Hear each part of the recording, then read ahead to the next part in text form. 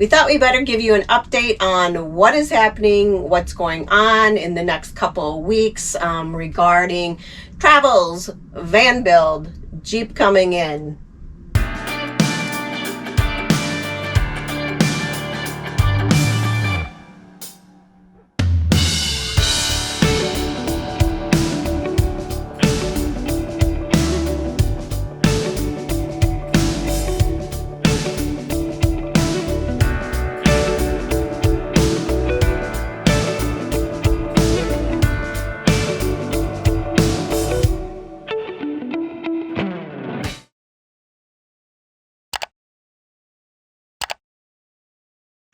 Good morning, guys. It's time for a Gaye and Robert life update. We have been on the go nonstop, and as you guys know, our followers, people who watch, this is our motto. We do this regardless of where we're at. It can be international, it can be back in the United States, and so we thought we better give you an update on what is happening, what's going on in the next couple of weeks regarding travels, van build, Jeep coming in, possibilities. Yeah, heading to Ireland and Scotland and England and in the midst of the vehicles coming in at the same time, which we knew, so yeah. It's all good. So living life on the edge, not really living on the edge, but uncertainty. We always have a life of uncertainty. So let's start with, and I'm sure everybody's more curious about the van because people love to see the van, love to hear about the van. It's a very popular thing right now. So what is going on with our new van that's coming in? Well, so it's really interesting is the van, and maybe all RVs, but I follow the Sprinter vans and they're super hot right now. People are trying to find them, can't. I heard a dealer in Colorado has four 4x4s that they have a $30,000 markup on those vans. So crazy. And they're not budging. Crazy. So they know they're going to get it. So, but anyway, the new 2022 Sprinters with the diesels just got released from the EPA, and so from what I've read, and so those should start shipping. So they're on a boat? Is that what I'm hearing? No, they're in South Carolina. They're built in South Carolina.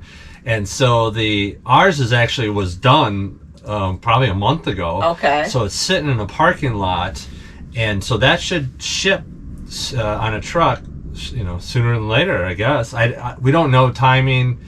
Our dealer, sooner than later, meaning 3 weeks, 3 months. Don't know. No, it won't be 3 months, I don't think. But the dealer that we work with doesn't necessarily keep us up to date, but there's nothing to get up to date on right now, I guess. We probably know just as much as he does. Yeah. So that's a big news that came out on Friday, I believe, just a couple of days ago. So it could be in a couple of weeks, but it could be a month or whatever. We don't know at this point, but that we're anticipating soon. So currently we are, because anticipating this, trying to do as much on the van build as possible, meaning if you saw our previous videos, we cut the 80-20. The plan today is to put together some 80-20 modules, do all that, but the number one thing that we are actually doing is putting the van up for sale, right? Yeah, so we might as well put the van out there right now.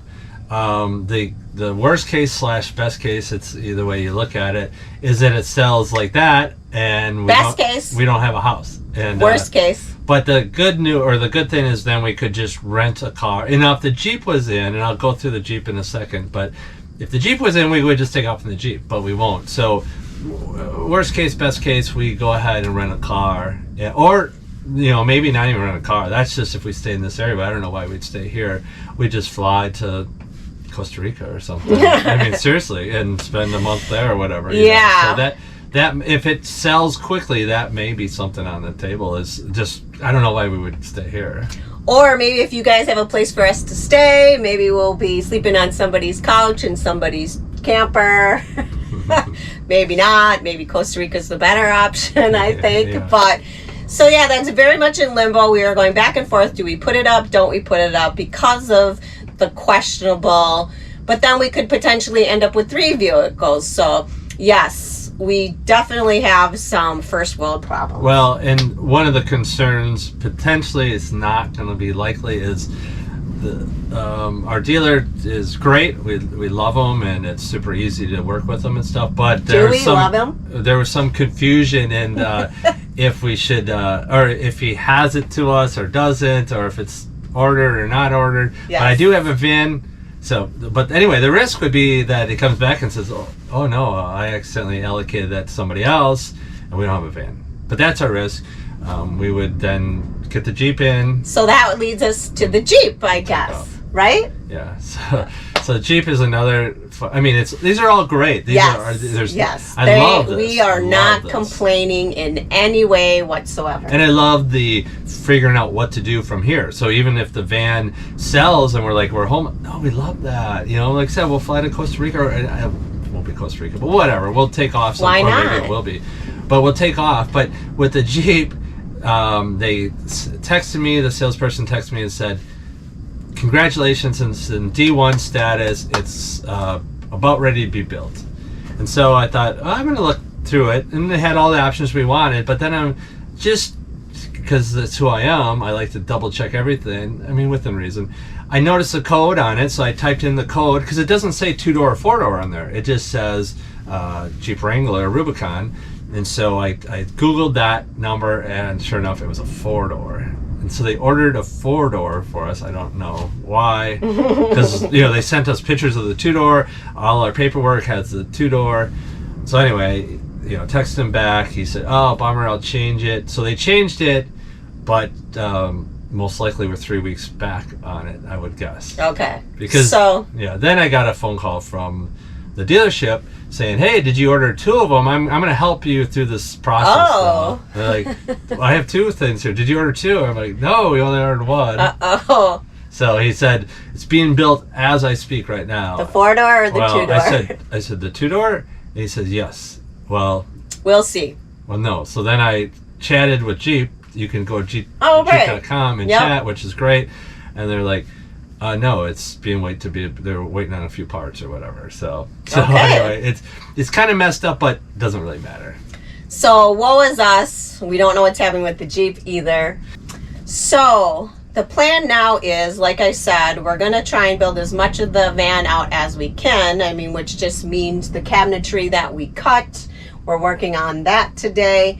We're going to be here until Friday, and some friends really wanted us to go to Vegas to see Billy Joel. Which would be great. It's only 3 hours away, so we're going to drive to Las Vegas for the weekend. And we love, because we're just with the border hookups, and we'll be with Karen and Jeff, and we love meeting people, Lance and Flo. We're going to go see those guys tomorrow. We love that on the road. Absolutely. So we have a new That's dynamic. what I thrive for. And COVID kind of changed that for us. Now we're a little bit more static until things open up, and cross fingers they are opening. But then we can fly back in, see some of these friends that we have, and then fly back out or take the van or whatever. Yes. That's the goal. That is the positivity of COVID. We got the van. Required us to actually settle down and do more meetups and convergences, and then that's how we've met some really good long-term friends. Yeah. So after this week in Vegas, we then head to Tucson for an Escapers convergence, right? Right. That's the 5th through the 15th, I believe. Something like that. Yeah. We met a great guy there when we actually rented his Airbnb the last time we actually stayed in Tucson. So we're meeting up with Brian and Nancy there, as well as the convergence itself. Then after the convergence, what's happening? Back here again. You fly to Cabo or That's to right. Los Brios. So I'm going to Cabo, flying into Cabo. I'm going to Los Brios to hang out with some girlfriends of mine. And friends that we had when we had a cottage on the Great Lakes. 25 years ago. Yeah. Friends and Heidi and Michael have a residence down there, and we've been down there to visit many times, and she's going to be down there. So I'm flying in to meet up with her and some girlfriends. Back home, Wisconsin, for roughly 5 days to help Alex and Angela build out their van. hopefully the whole dilemma won't be Bob will be here with 2 vehicles and not being able to figure out what to do with any of them. And I forgot, or we did briefly mention it, we will then, middle of April, we'll be flying to New York City for 10 days and staying there prior to flying to Ireland to meet up with my niece and her husband because it's her big birthday, and meeting up with my sister and my brother-in-law who just retired last week. And then from there, we are going to Scotland, we are going to Iceland, we will meet up with some friends in the UK, and then we'll be back again. So, long-winded on what is happening with Gaye and Robert, which is, again, crazy lifestyle. Just wanted to give you guys an update on what's happening, and I hope you guys enjoy following us along when things are so flip-floppity. We don't have a straightforward message. It is about what we do. We do things just to do it, and that's what we love. And this is what we love. This is what we wanted to show when we first started the channel, is just show people the fun of this life and some of the stuff we get to do. Yeah. So where in the world is Gaye and Robert? And anybody can do this. You know, it helps that we don't have a house. So, and we live in a small van, because many people are like, not happening. And I understand that, but if you can make it work, this van is easy. Absolutely. All right, guys, thanks for watching. Love all the comments as usual. We have been getting a lot more lately, and specifically related to the Sprinter van because it's a very hot thing right now. So keep up the comments, give us a thumbs up, and please subscribe. And thanks for following along. We'll see you guys on the next video.